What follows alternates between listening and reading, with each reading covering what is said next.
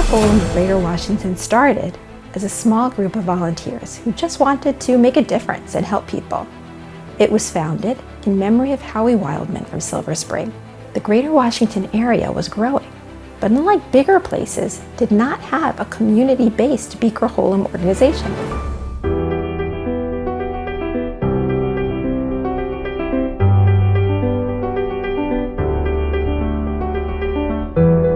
The only resources at the time were the resources that the synagogues themselves offered. There were about 5 or 6 of us who got together in someone's living room and sat down and decided, talked about it, what we would like to accomplish and how we'd go about it. And we moved on from there. I had no idea what Bikur Cholim really does. I learned that they do so much in this community. Whenever I get a call, I just imagine them sitting in front of this 10 screens and 50 Excel sheets, and they're trying to figure out who's doing what and where, and having them all connect to do one mitzvah for one family that's at the hospital. I'm amazed at what they do.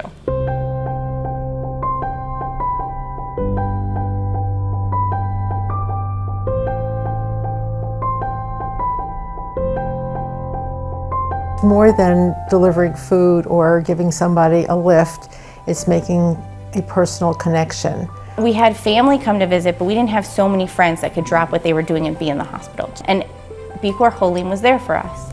The goal is to really make them feel confident that we can help them, and also trusting of us that whatever they tell us, it is not going to go beyond Bikur Cholim. I found out that one woman in particular loves to play rummikub, and I play rummikub. So I had arranged to go to her house, and I went several afternoons, and we've played rummikub, and I've enjoyed it as much as she has. The clients are very appreciative, and I do enjoy driving them around. Bikur Cholim had a shed that had equipment that we could borrow. We ended up borrowing a couple of different wheelchairs over the years. That made the difference between my father being able to go to shul and not being able to go to shul. If there's a family at NIH that needs Shabbat meals, I deliver them. If there's a patient in a hospital that needs a kosher meal, I deliver them. Also, if there's food that needs to be delivered to one of the local kosher pantries. So I've been involved in situations where an item of food was identified as a need, and 90 minutes later, that family received what they needed. So it's very, very fast, very, very efficient. There's always a Shabbat box for Shabbat with candles, Havdalah things, Havdalah set. And before the Chagim also, we do a round to make sure for Sukkot, we're going to make sure that there's a lulav and an etrog there. It's everything a Jewish person needs who has to celebrate the holiday at a hospital. Bikur Cholim accommodates every request down to whatever a child prefers to eat that day. I packed Rosh Hashanah bags together with my niece and great niece.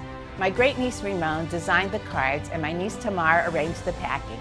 We made 100 bags together that were all distributed all over the area. And one of the things that my mother also really appreciated in Bikur Cholim was, when she was in White Oak, was that they gave her a blanket.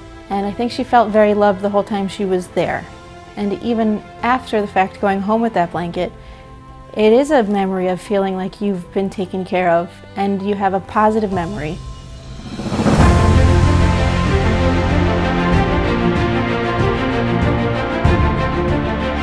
What was most amazing about opening up the pantry at Children's National Medical Center was that it took one meeting. And things like this you think are going to take a long time. The then president was sitting at the table and he said, I see no reason not to absolutely do this. And we're going to go ahead. There we were opening up the pantry, and we know that it's been used every day since. And we hear over and over again what a lifesaver the pantry is. They arrive from all over the country. There are people that don't even speak English who arrive there. And they know that they have a place, and when they walk into that room, they know that they're taken care of and somebody thought of them. It's kind of become part of my identity at the hospital, of making sure the pantry is clean and stocked and presentable. He had 3 hospital stays. And the first day, the rabbi came to visit, and he kept saying, go to the Bikur Cholim kitchen, go to the Bikur Cholim room. And we finally go, It was the break we needed in that time because we did not know what was going on with my son. We did not know how long we were going to be there. My Racheli woke up and she wasn't breathing right, and they took her to Holy Cross, and then they immediately helicoptered her over to Children's National. We ended up spending Rosh Hashanah, Yom Kippur, Sukkot, all the Yom Tovim for Ella. We were in that kosher pantry for 3 months. We used to come out of Racheli's room when we needed a break, go right into the kosher pantry. There was so much support that, I mean, it was a hard journey, but you never feel alone. And then after that, because they had such success with their first kosher pantry, they were able to open additional ones.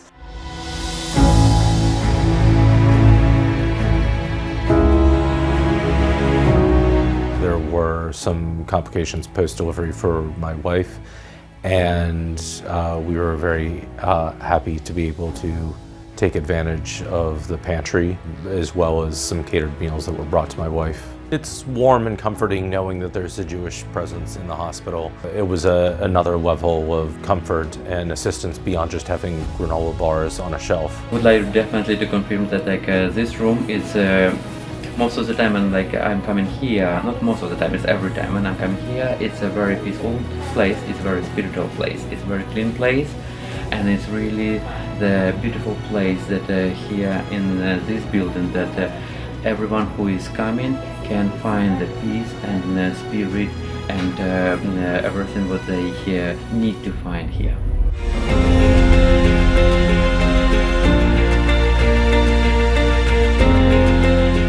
These children come for months. It affects their parents, their siblings. Oftentimes the parents have to leave some of the siblings at home. Some of the siblings end up coming and staying at the children, and their world is sort of turned upside down. As a pediatrician with many of my patients, I have noticed this desire for food that they relate to from home. And the food really does provide this sort of normalcy that they want, and does make their hospital experience so much better.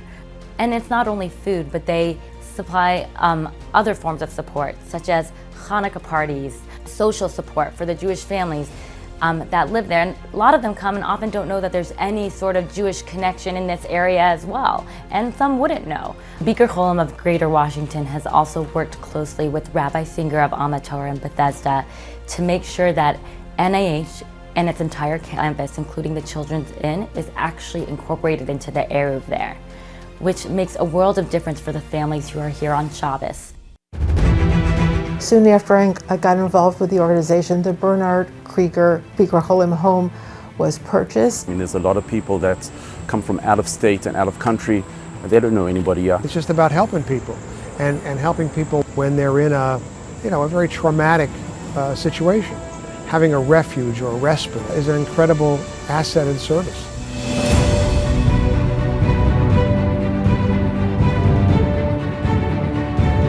The Smile Makers program was named for Rabbi Yosef Sandberg. This program aims to bring smiles to people that are battling chronic illness. We've sent cleaning help, sent gifts, organized outings, and done really just whatever would make the patient happy. The happiness it brings gives families respite and gives these heroes the courage to continue fighting and battling their illness.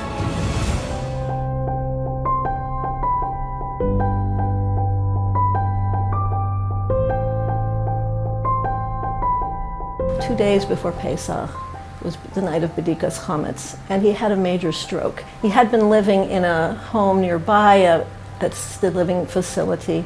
He was taken by ambulance to Holy Cross Hospital. And I made a call to Audrey Siegel in order to figure out what could Bikur Cholim do to help us.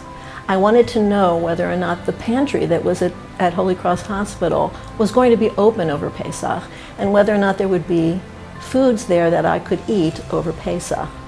In fact, it was open, and in fact, it did serve us very beautifully.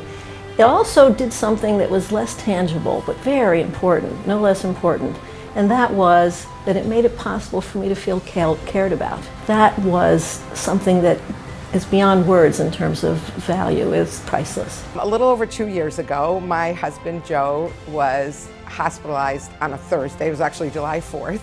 And an emergency basis. And so I contacted them. I was asking about Shabbos, what's available, because we were not gonna be able to get it together. We were so overwhelmed.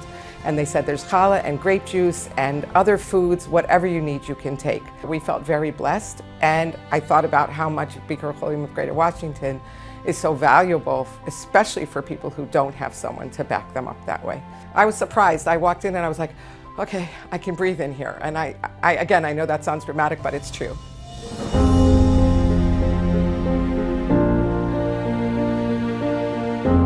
My mother ended up staying in the hospital for probably, I don't know if it was 3-4 weeks. I remember going, I think I had probably a 1-year-old at the time. So I found it very helpful being able to go to the pantry, you know, if I had to drive home at 1 in the morning to go back to my little ones, just going to grab a coffee or gather myself and get a pastry, or, you know, if I ended up going in the middle of the day and not being able to grab lunch and there was, you know, eggplant parmesan or a baked CT in the freezer, or, you know, going back to the room and saying, Ma, this is what's in the pantry, what can I bring you? Or last time I was there, this was great, you know. It felt like the whole community was behind me and with me in a very scary, lonely time.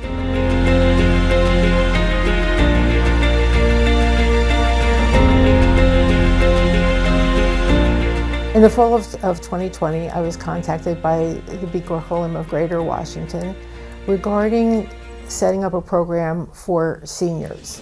So the idea was to have a monthly program. Every participant in the program receives a goodie bag with foods pertinent to the holiday and activities and song sheets.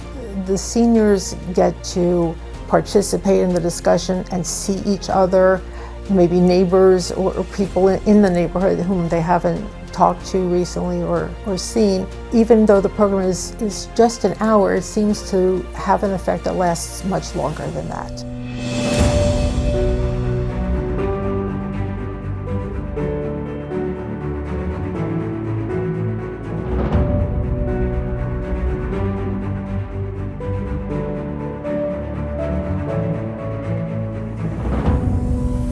The cooking kitchen in the Bernard Krieger Bikur Cholim house is actually going to be a game changer for us. So this kitchen is going to allow us to fully control all aspects of the details of the meals that we provide in terms of dietary restrictions, in terms of nutritional requirements, more volunteer opportunities, formal kosher certification to achieve economies of scale that we just weren't able to do before.